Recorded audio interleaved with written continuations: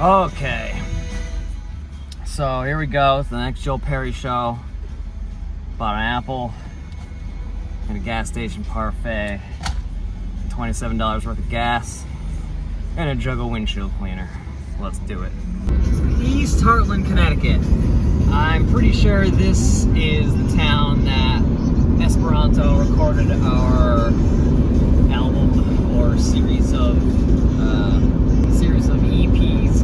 I'm taking the back roads to New York City. My car really doesn't want to drive on the highway.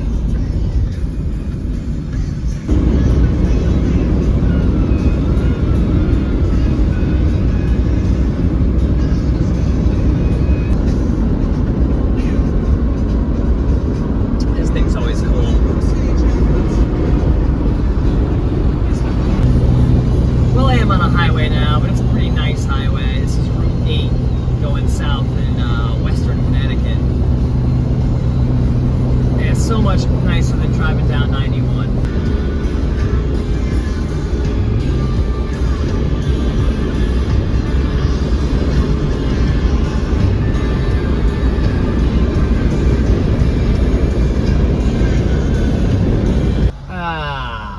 Fuck. According to Google, there was an accident way up there somewhere. I hope it doesn't put us back too late. Really would like to get up front. I absolutely love these Connecticut bridges. This isn't even really a cool one, but I still like it. There's a nice one.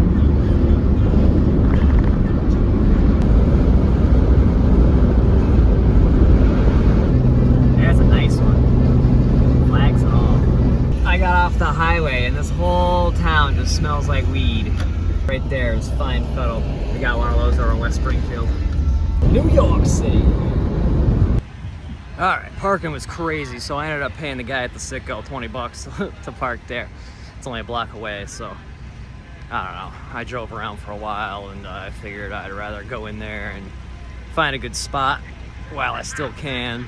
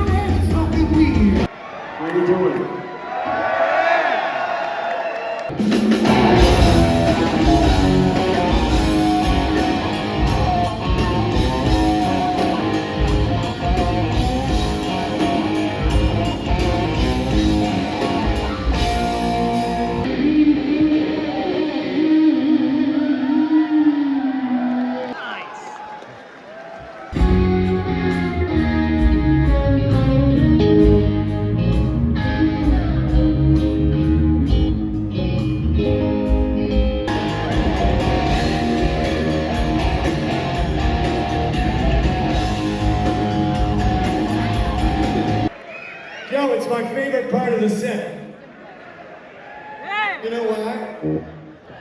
Because it's Joe fucking Perry's fucking punk fucking rock song.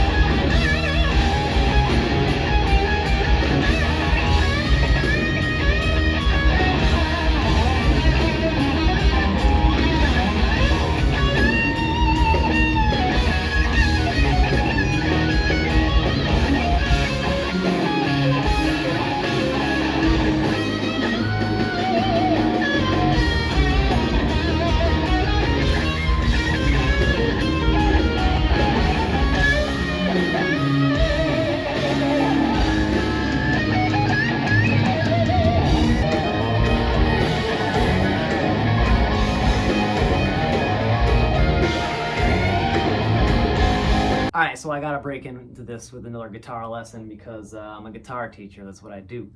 So, if you watched the last vlog, my little guitar lesson was on Chip Away at the Stone because Joe started in the wrong key. This one is different. This was the first time I got to see Brad Whitford up close and personal.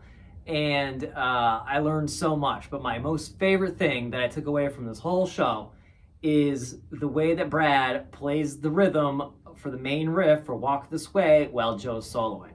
So you know the main riff for Walk This Way, you've heard it a million times. You can probably play it yourself if you're a guitar player.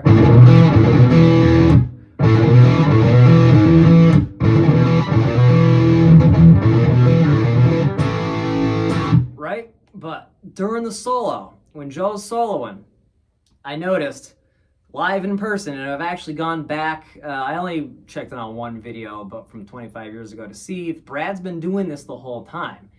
And I have never seen this come up on any guitar lesson. I've never seen it in any tab, anywhere on the internet, or in any book I've ever bought. But during the solo, Brad is doing this.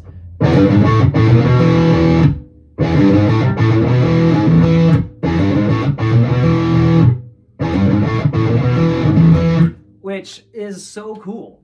Like, it makes it so much thicker and heavier. I'm not exactly sure what the bass is playing, but just adding this on top of, really, it thickens the whole thing up and it makes it so much fatter and heavier. And I never realized that that was there. That's the coolest thing in the world. If you want to play it, low E string, 0, 3, 4, open A, and then the main riff. You actually play the A twice in a row.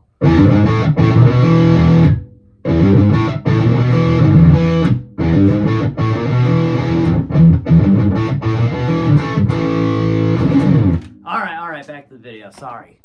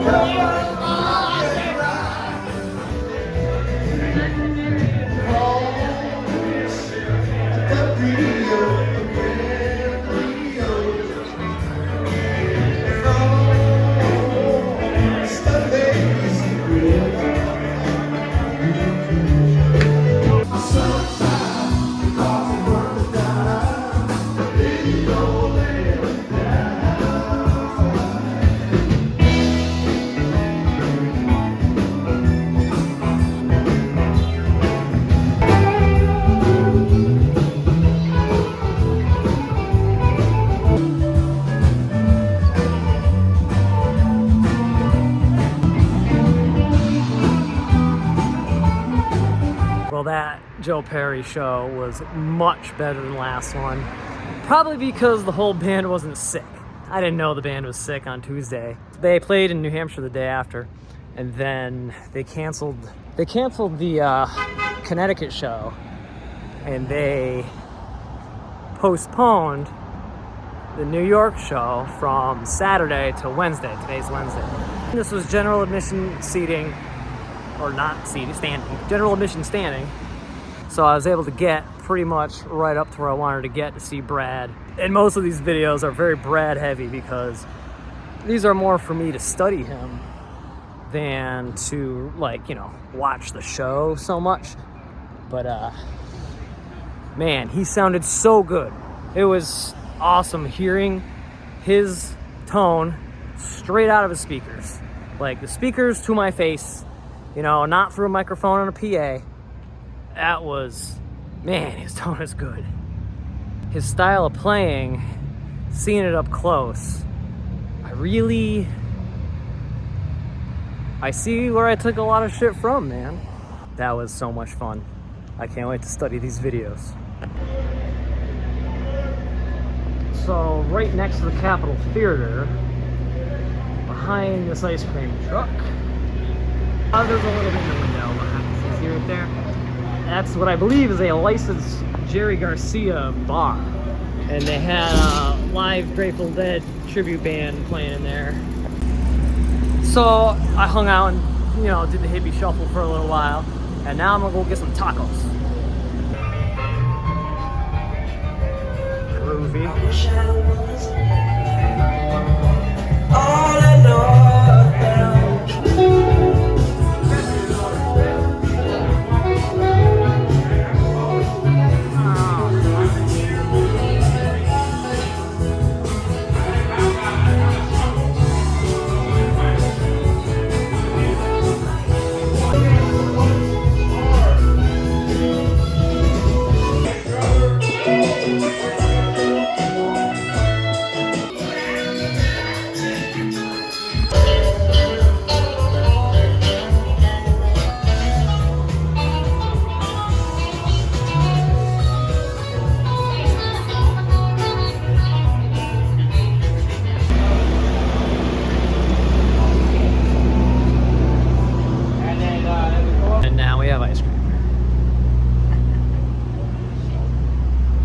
I really love this Port Chester city. Apparently they are huge deadheads. That explains the Jerry Garcia bar in the theater. And also that taco place was wicked good. And they were cranking Dead music even louder than the live band playing it. Yeah, that taco place. If you're ever in Port Chester, check them out. And according to the Google Maps, it says they're open till 4 in the morning, which is perfect. I'd be going there around 3 every night if I lived here. Show's over.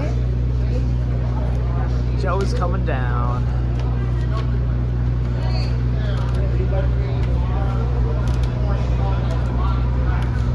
Now I'm a man walking around at midnight filming himself eating an ice cream cone. This place is great. It's midnight. The grocery store's still open. Here's the jalopy. Parked at this nice Sitka. I paid 20 bucks to park in, but I was really close to the theater. Kinda see it right down there, maybe. So that's cool. Wow, so I guess I just didn't film anything else after I got in the car. I think I was using my phone for GPS the whole way home, trying to stay off the main highway and on the nice dark one. So, all right, anyway, I guess we'll do a back porch breakdown. No. I thought I was getting you guys beer prices because I think that's fun to keep track of. Sometimes they're absolutely ridiculous. Sometimes they're crazy dirt cheap. That doesn't even make sense. So I actually got a picture of the concession stand there. I think to get a beer, you had to go to the bar in the bar. There might have also been a bar like in the venue area back around like the mixing booth or somewhere back there, but I really was not paying attention to beer or anything really, other than watching Brad up close and seeing Joe and rocking out. It was really cool. This show, I think, being a general admission floor, no seats, everybody's jammed up there and squishing each other to try to get a little closer. Everybody was moving around a lot more. Everybody was dancing a lot more. If you watch the people in front of me in the Boston show, I mean, some of them are bopping, but a lot of them just aren't really moving around too much. And like, even when I'm, standing here with my camera, filming the band, I'm doing this. That's why you get some shitty video sometime. But, I'm trying to live in the moment as much as I can while also documenting it for the future. And, that's how it really goes down, like, I'm not just gonna stand there and hold my camera, like a lot of people do, and that's fine. When I'm on stage, I love seeing people's cameras out, unless I screw something up. That's what you need as a musician. Even big name musicians these days, I feel like, I watch more fan shot footage than I do professional music videos or professionally filmed concerts these days anyway. And I love it because they can get a bunch of different angles. Some of them have good audio, some of them don't. Sometimes you can hear the people around them either singing or partying or, being idiots or whatever. I like that. That's part of the experience. That's part of the live. That was so much fun. I hope I get a chance to do it again with the Joe Perry Project, hopefully with Brad again. It'd be really cool if Aerosmith came back, but I don't see that happening the way Steven has been being so careful about his voice the last couple appearances that he's made. I'm interested to check out this Young Blood song. I mean, it's super poppy and overproduced. It's not really for me, but it's got Steven and Joe on it, so I have to, if there's a CD copy available, I gotta find it. Maybe we'll do some sort of review of that song. I don't know. We'll see how I feel about it. Anyway, thank you guys for watching. It's pretty cool. Even if it's only a handful of people, maybe we can grow into something bigger. I know I kind of do a lot of different stuff. I film concerts, but I also have my own band posted here.